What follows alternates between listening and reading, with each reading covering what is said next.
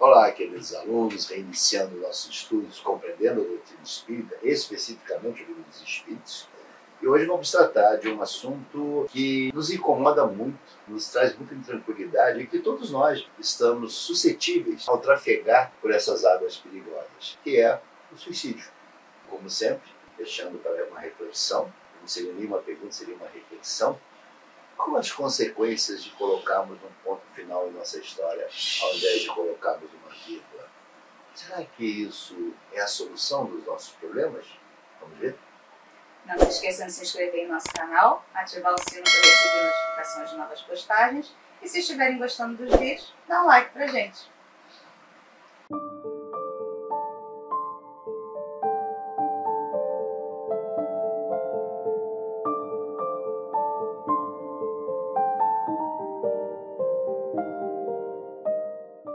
Dando continuidade a esse estudo, essa matéria que vamos abordar, ela está lá no capítulo 1º, parte 4ª, onde ele trata do desgosto da vida, suicídio. Começando na questão 943, ele nos fala: o desgosto da vida é feito da ociosidade, da falta de fé e também da saciedade.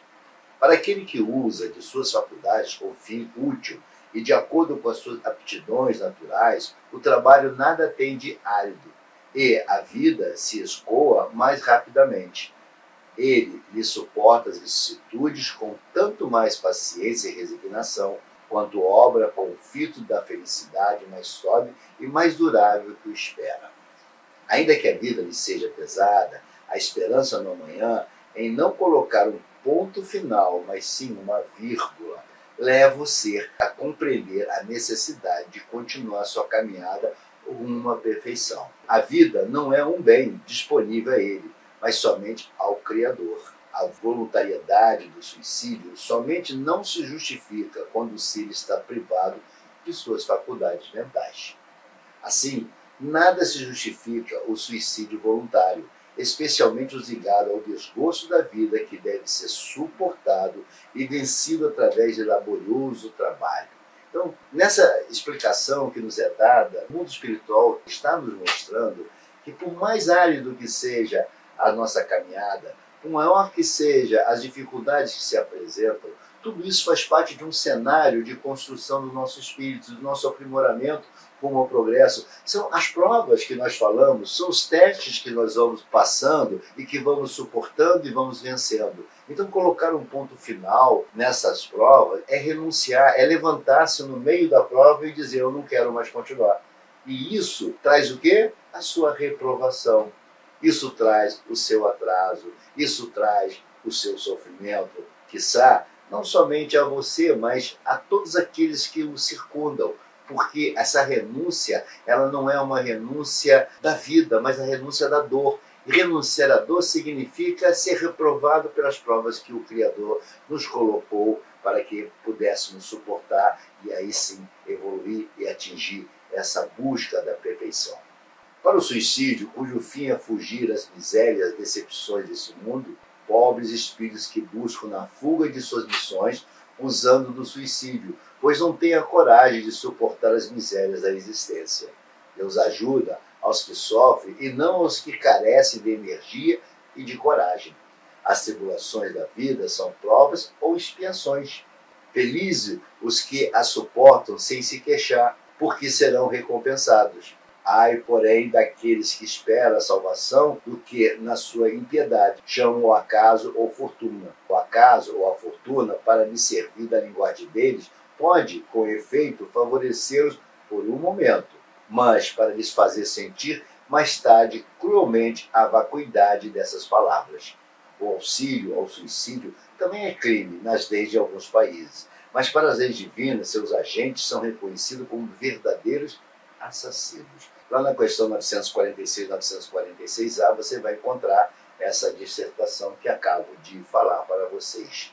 Então, é preciso, como reafirmamos anteriormente, mantermos firme a nossa caminhada, mantermos um direcionamento no sentido desse progresso, ainda que os dias sejam muito quentes, muito ardentes, de difícil conclusão. Lembre-se, essa caminhada é uma caminhada solo e nós precisamos suportar o árido terreno para encontrar o oásis que mais à frente se fará presente em nossas vidas e nos transformará em seres iluminados. Como bem foi falado aqui, que o suicídio é querer dar um ponto final, não à sua existência, mas sim a dor que está se sentindo. Só que isso acarreta danos muito graves no decorrer da jornada como espírito, porque encerra sim a existência terrena, mas a vida do espírito continua. E com esta mácula que foi gerada pelo ponto final que foi colocado na existência física, o espírito vai sofrer as agruras dessa escolha.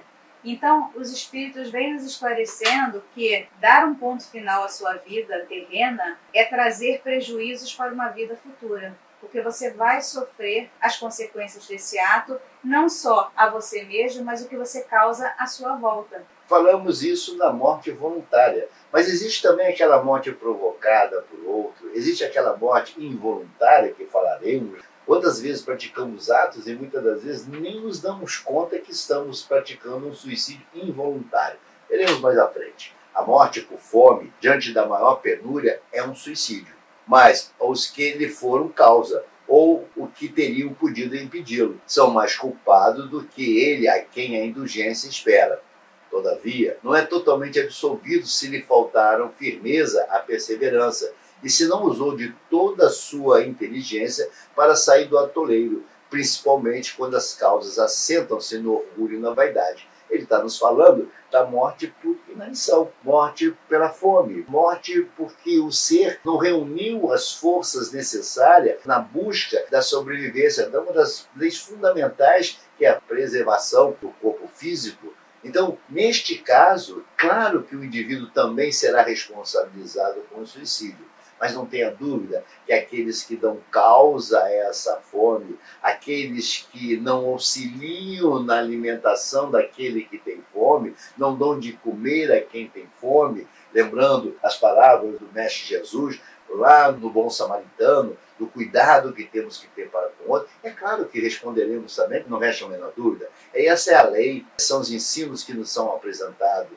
Então, não existe uma absolvição quando assistimos à morte do outro, do meu irmão, por fome, por não socorrer e tendo eu condições de dividir o pão com ele. Da mesma forma, deve-se ter como grave quando o suicídio é praticado para encobrir uma vergonha, pois cabe ao agente coragem de enfrentar o mal causado, respondendo neste caso duplamente, uma vez pelo mal causado e outro pela renúncia à vida.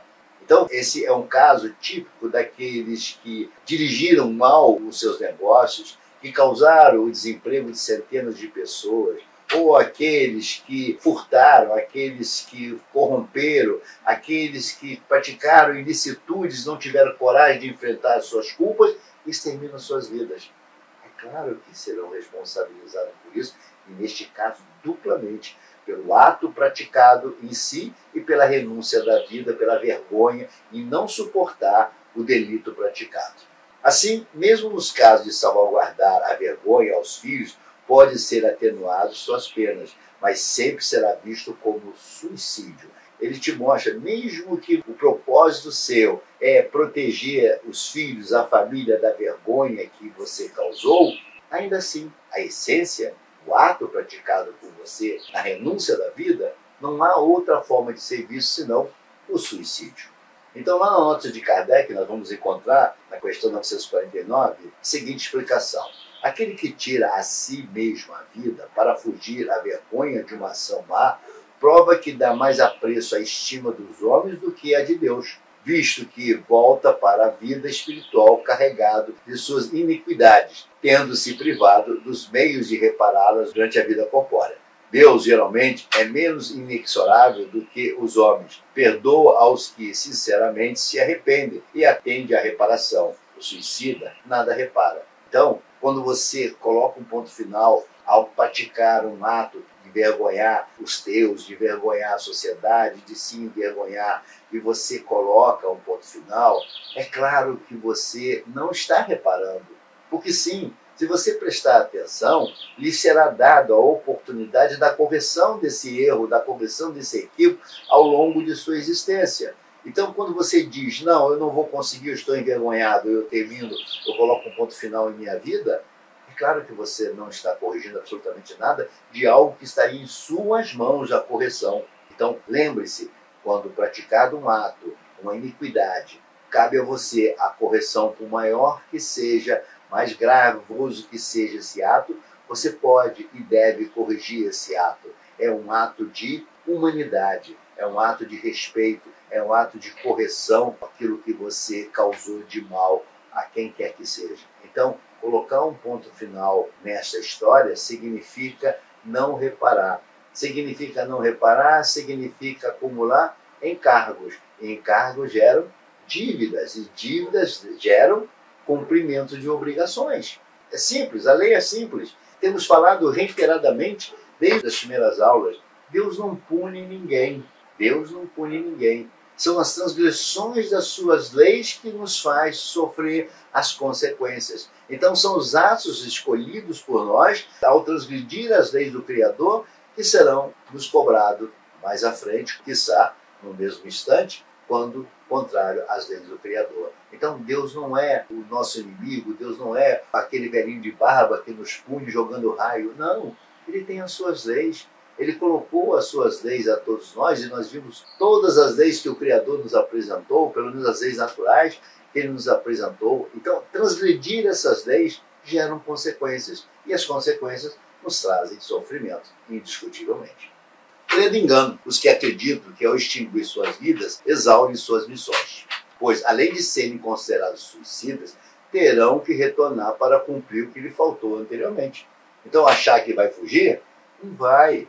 Aquilo que você precisa passar, aquilo que você precisa cumprir por comprometimento em vidas passadas, você terá que cumprir. Então, extinguir, colocar um ponto final nesse instante, não significa, com absoluta certeza, que você acabou o seu tempo. Não! Você só está aumentando a sua carga de trabalho, de retorno educandário. Entretanto, os que suas vidas oferecem em sacrifício de outrem, isso é sublime, conforme a intenção, e, em tal caso, o sacrifício da vida não constitui suicídio. Deus, porém, se opõe a todo sacrifício inútil e não pode ver com bom grado, se tem o orgulho a manchá-lo. Só o desinteresse torna meritório o sacrifício, e não raro, quem o faz guarda oculto o pensamento que lhe diminui o valor aos olhos de Deus. O que ele está te mostrando? Neste caso, eu estou colocando a minha vida em holocausto para salvar outro ou outros. Nisso há mérito quando ele é desprovido da vaidade, do interesse, do orgulho, enfim, de todos os vícios que são deploráveis pelas leis do Criador. Então, quando eu faço isso em benefício do outro, me colocando em risco e venha sucumbir salvando a vida ou tentando salvar a vida de outro, claro que é meritório, sim. Isso não pode ser considerado como suicídio, e não é considerado como suicídio. Porém, não podemos esquecer que, quando esse ato está revestido de vaidade e de orgulho, também terão consequências. E na nota de Kardec ele nos fala: todo sacrifício que o homem faça à custa de sua própria felicidade é um ato soberanamente meritório aos olhos de Deus, porque resulta na prática da lei da caridade. Ora, sendo a vida o bem terreno a que maior apreço dá ao homem, não comete atentado o que a ela renuncia pelo bem de seu semelhante. Cumpre um sacrifício, mas antes de o cumprir, deve refletir sobre se sua vida não será mais útil do que sua morte. Então, é preciso também ter um ato de pré-julgamento, o que isso significa. Será que, ao me entregar em holocausto, eu não seria muito mais útil vivo do que morto? Será que, colocando um ponto final nessa vida para salvar outrem, esse outrem não já estaria em término de vida e eu estaria sacrificando a minha vida, tendo uma jornada a ser cumprida, uma utilidade muito maior?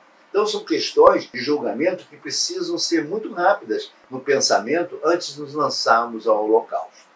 O ser humano, vítima de paixões que ele mesmo desenvolve na sua vida, pratica um suicídio à procura da sua própria satisfação material, que, no entanto, são ilusões passageiras que não levam a nada de concreto para a sua paz espiritual. Este é, pois, um suicídio moral capaz de embotar a alma para o conhecimento da verdade e traz consigo consequências desastrosas no campo da mente, que irão refletir-se no soma. O homem é duplamente culpado pela falta de resistência nas escolhas das decisões e pela falta de fé no Criador. Todavia, Deus, o todo amoroso e santo, usa todas as oportunidades como lições em que o espírito poderá entender seus desvios, palmilhando depois por caminhos mais acertados, onde o bem e o amor consubstanciam-se em caridade que lhe pode salvar. O suicídio moral, que tem suas raízes nas paixões interiores, é bem pior que o violento, do qual a vítima quase não pensa e é quase um ato de loucura. Não obstante, suicídio é sempre suicídio, embora cada qual tenha o seu peso de responsabilidade. Convém notar que a alma despertada deve compreender o valor da oração e da vigilância para não cair nestas tentações. Então ele está te mostrando, e é muito comum nos dias de hoje, o suicídio moral. O que é o suicídio moral? É quando o homem, envolto em paixões, por não compreender nas suas escolhas, se entrega ao vício e outros mecanismos maléficos à sua saúde e também é tido como suicídio.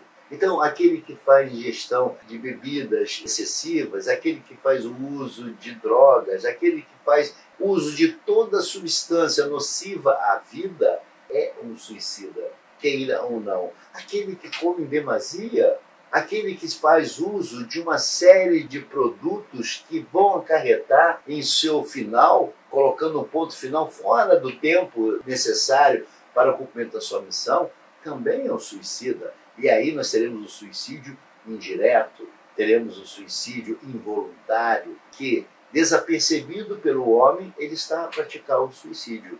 Então, quando eu me lanço em determinadas aventuras, quando eu faço uso de determinados produtos que vão acarretar no meu sofrimento, que vão acarretar no ponto final da minha vida, é claro que nós estamos falando no campo do suicídio também. E aí nos surpreenderemos quando chegarmos à erradicidade e formos recepcionados como suicidas. Como assim eu suicida? Eu não sou um suicida, eu não acabei com a minha vida. E aí lhe será mostrado esse mau uso do seu corpo físico, o que acarretou a brevidade de sua vida fora do tempo que foi planejado para ficar no plano da Terra, no educandário. Colocamos um ponto final involuntário, mas colocamos. O abreviar dos sofrimentos, apressando, mesmo por alguns instantes, voluntariamente sua morte, traz sempre culpa àquele que não aguarda o tempo que Deus lhe marcou para a existência. É o que nós estamos conversando. Estamos falando de eutanásia. E quem poderá estar certo de que, malgrado as aparências, esse termo tenha chegado, de que um socorro inesperado não venha do último momento. Então, abreviar a vida do outro, ou auxiliar no abreviar a vida do outro, a famosa eutanásia, também é o suicídio. Também é abreviar o tempo que teríamos de cumprir no plano da Terra. Também é tentar tirar um sofrimento que faz parte da evolução do espírito. O tempo nosso está previamente determinado. Qualquer movimento nosso no sentido de abreviar esse tempo significa renunciar à vida. Renunciar à vida, vamos traduzir como suicida. E aí vamos trazer no sentido voluntário ou involuntário, que foi o caso que nós falamos antes. O desregramento de sua vida, se lançando a vícios, se lançando a comportamentos que podem trazer mal, pode pôr fim a essa vida. Então, mesmo que seja involuntário, também é abreviar e também é uma forma de suicídio. Então, qualquer que seja a brevidade do que o homem deseja encurtar seu sofrimento, ainda que a morte esteja na iminência, sempre será um suicídio. Sempre será um suicídio. Respondendo seu agente pelas consequências de seus atos, através de severas provas com vista à expiação.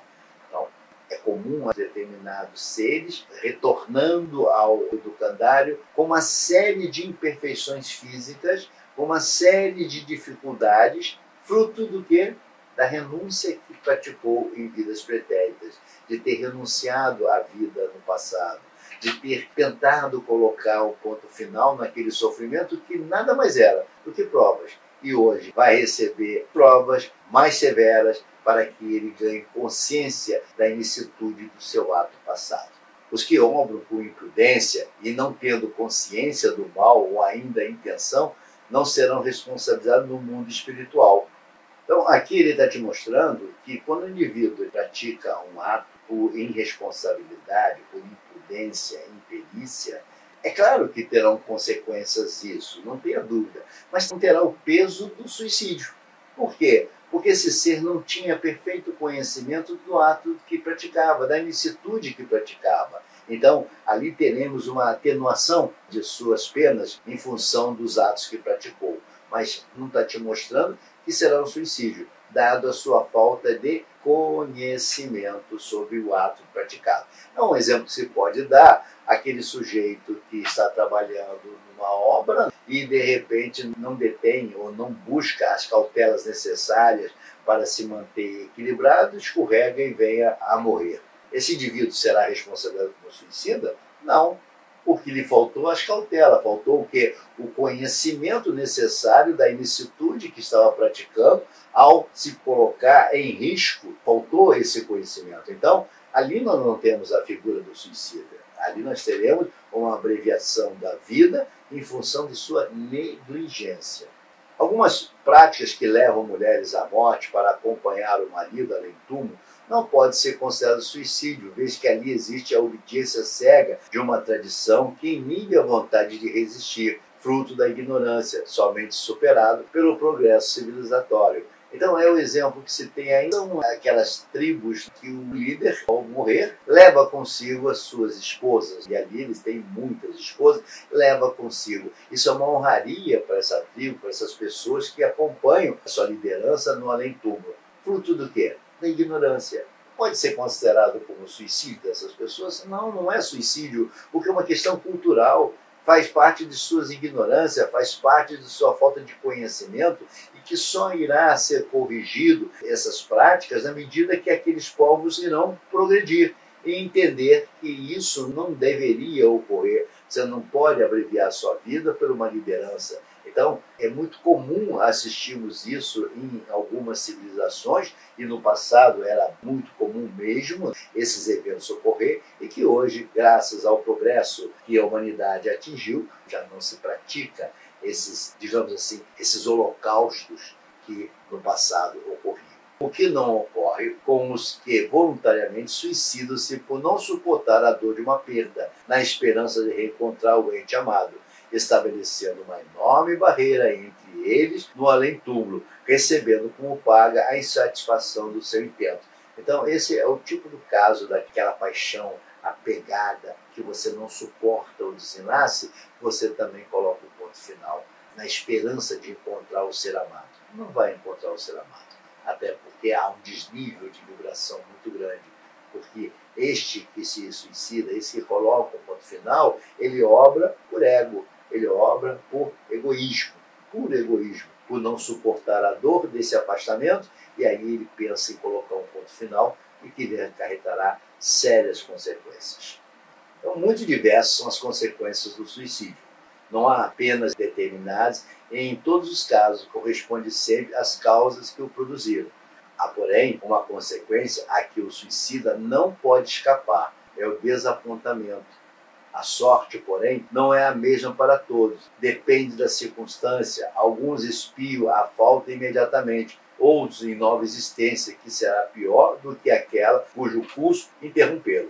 Lá na questão 957, ele está te mostrando que as penas do suicídio são variadas. Vai depender muito das consequências que esse suicídio trouxe.